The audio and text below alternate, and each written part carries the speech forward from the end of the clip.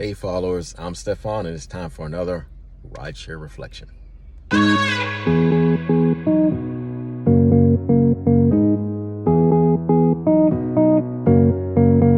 Hello everybody.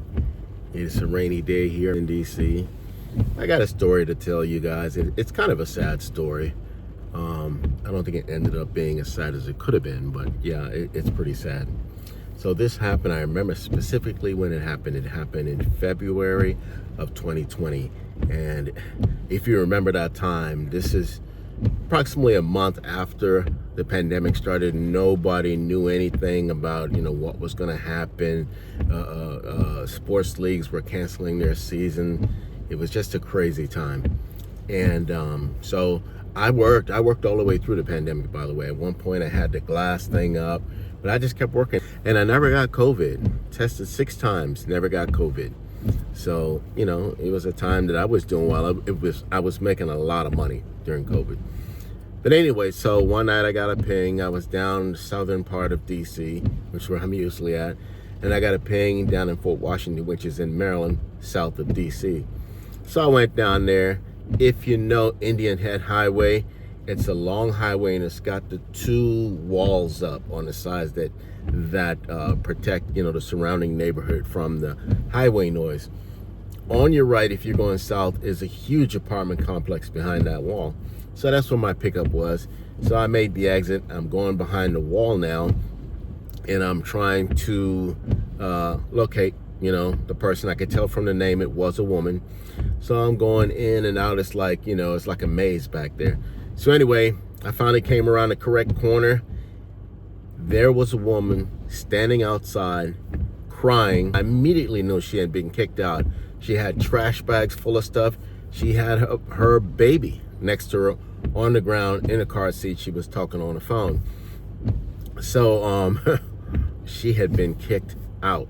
And I mean out by her man. You know a woman has been kicked out when you see shoe boxes, when you see makeup, when you see a bag full of wigs. I mean, she's gone. She's out there. He wanted every molecule of her and her belongings gone. I had just gotten this car, so I still had some stuff in the trunk that I need to get rid of.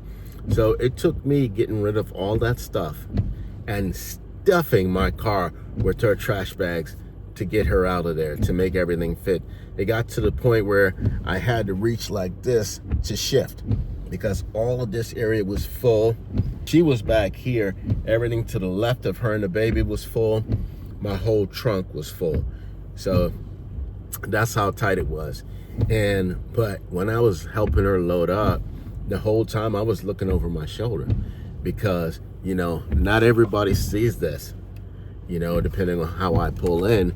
And I'm thinking to myself, for all I know, the guy's kicked her out because he found something on her phone, or he's accused her of cheating, and he might think I'm the new boyfriend.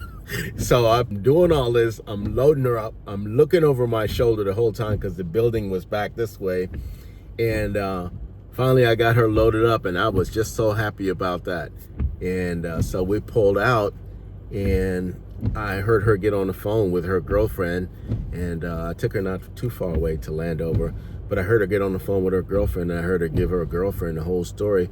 Her boyfriend kicked her out. Now, just think about what this meant. You kicked out your girlfriend with your baby in winter. It was still cold. It was, late February, and all her stuff. I mean, anybody who would do that during the pandemic is somebody that is definitely worth watching over your shoulder for, because who knows what else he might do, and who knows what kind of weapons he owns. So yeah, that was the story. I felt really bad for her, but who knows? Maybe she did something. I'm not saying she would ever do anything. Anybody would do anything to get kicked out in a situation like that. But sometimes, as my mother used to say, people look for their trouble. So anyway, when I left them, they were safe. I don't know what happened after that. I did help her take her stuff into her friend's house, and I hit the road.